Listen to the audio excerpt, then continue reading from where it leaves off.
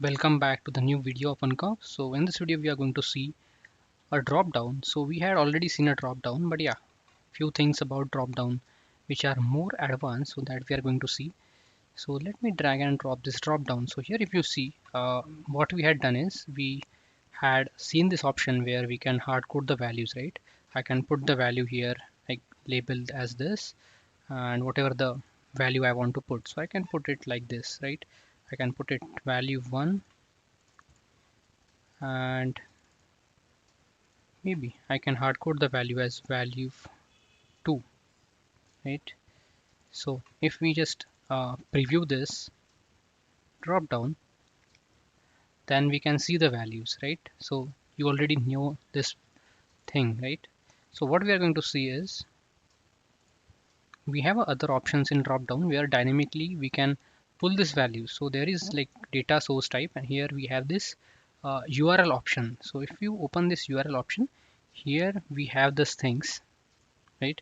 The data part, data source URL. So let's suppose we have a API, right? So that external API or something, maybe a API which is created in Unqork. So basically we want to set these values in a drop down dynamically, right?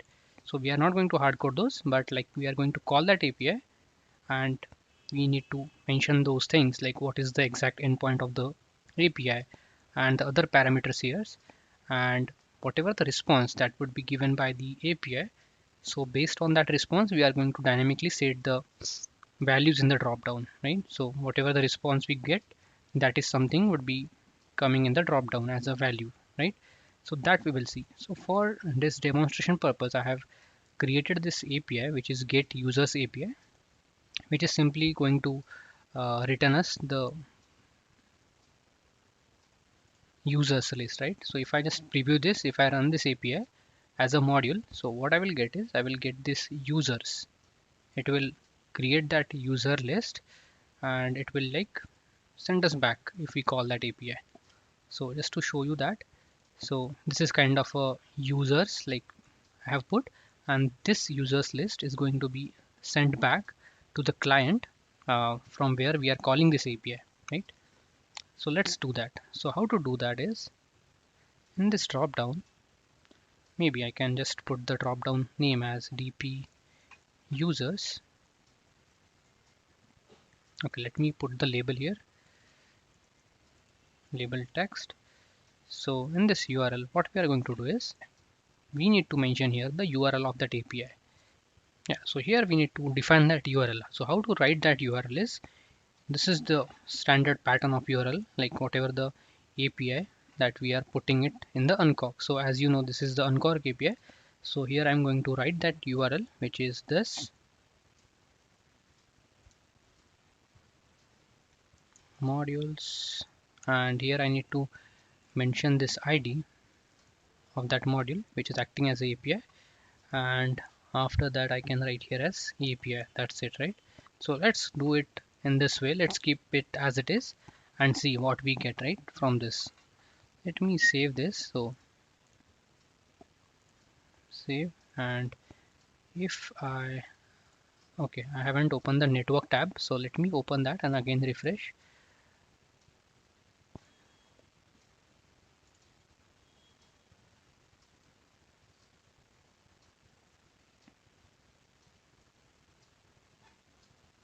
So here if you see, that API got called, right? So here like we call this endpoint whatever we have configured there, and this is the response that we have got, right? So if you see, this is the response that we have got. So now our goal is to get this to reach up to this level, right, where we can have the hold of users list. So how to do that is, and where to put that is, so if you see the preview, we are having data, then result, then users, right? So that thing is something we need to mention here in this uh, data path. So here it is data dot result dot users, and then what we are going to do is here in the value. So if you see, this is the array of object we got, right? So in case of value, we want to put this key, right? So here I have put label and value, right? So that is why I'm going to put this values. But let's suppose here if it is label key is ABC, okay? Here it is ABC, and the value, instead of value, here we have XYZ. So the same values we will put here. So basically the object keys we will put. So let's put whatever we have entered here. So in case of value, we will put it value directly, and here we will keep it as label only because we had kept label here. So let's save this and refresh. Let me just make this smaller. Yeah, so now if you see that URL, as soon as we refresh that page, so automatically that API got called. In this way we can do this, right, where we have a URL thing, and here we can so set that configuration, like from where on what is the exact path of that. And also, like, we can do here is we can pass the filter query as well. So what does this mean is, so if you see this endpoint that we are calling, we are not passing any query parameters, right? So what are query parameters? Like after this, after API, we can pass the query parameters. Like after adding the question mark, we can pass all those things based on our requirement. So here we are not doing anything because we have just kept this blank, right? So I can put here something like that, maybe name.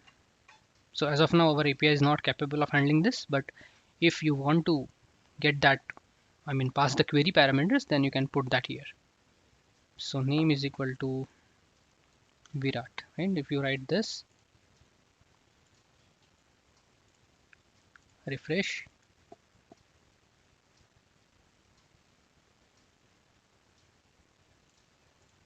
yeah, so oh sorry, I just cleared that network. So let me just again call that and see what are the query parameters that we are passing now.